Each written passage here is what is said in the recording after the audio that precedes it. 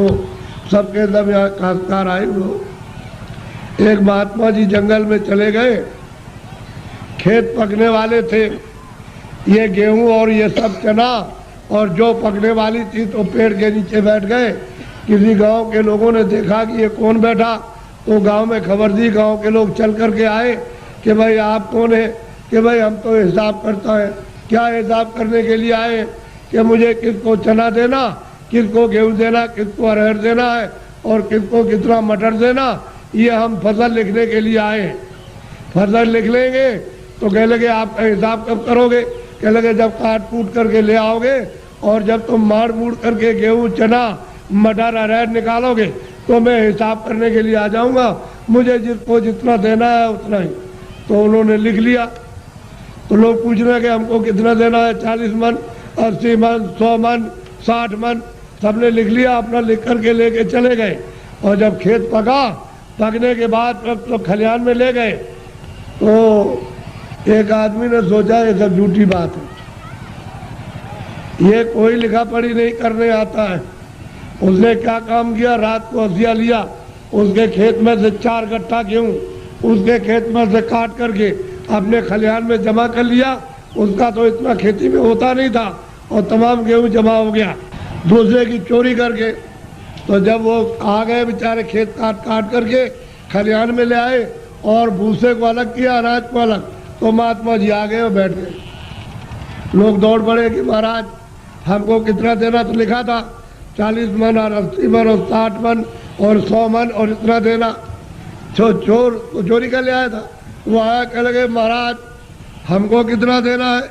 कि तुमको 25 मन। कह लगे तोल लीजिए। तो जब तोला गया तो किसी का 25 मन, ज्यादा एक दाना नहीं, 60 मन, किसी का 40 मन, किसी का 100 मन, सबका जितना जितना लिख लिया था सबका। चोर बोला अरे महाराज ये मेरे कांटे लगे, मैं रात को कांटों में जंगल में गया तो बमूल के कांटे, बेरियों के कांटे, खून निकल आया, ये पैर फट गए और मैं उसके खेत में से काट करके ले आया। उधर से जौ काटी, मटर काटी, अरहर गेहूं काटा, वो किधर चला गया? अरे कह लगे बच्चा ये मेरे पैर में भी ये कांटे लग गए, ये देख ये लगे हुए कांटे। कह लगे आप क्या करते रहे?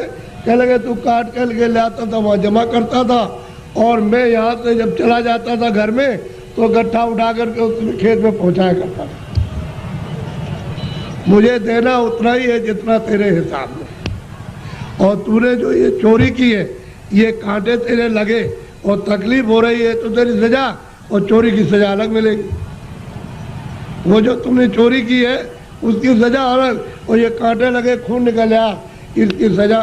तो कहने का मतलब ये है तुम मन का धन कितना भी खेत काट कर, जमीन लेकर, ये करके, चोरी करके, डकैती डालकर, रात को छीन करके कितना भी अपना धन घर में ले आओ, लेकिन वो जो हिसाब करता जो कर रहा वो बैठा हुआ है, वो सब उसके पहुंचा देगा। आपको कुछ मालूम रहेगा, आपको नहीं। हमने चोरों से पूछा भाई कितना तुमने चोरी की होगी? हमारे पास चोर भी आते, साफ कह देते हमने चोरी की। तो कितना? कह लगे 1 पैसा नहीं रहा, सब चला गया। डकैत आए, डकैत से पूछा भाई तुमने डकैती डाली तो कितना जीवन में तुमने लूटा होगा? कह लगे कई करोड़ का। किधर गया? कह लगे 1 पैसा नहीं, हमारा घर का चला गया। घर का गया।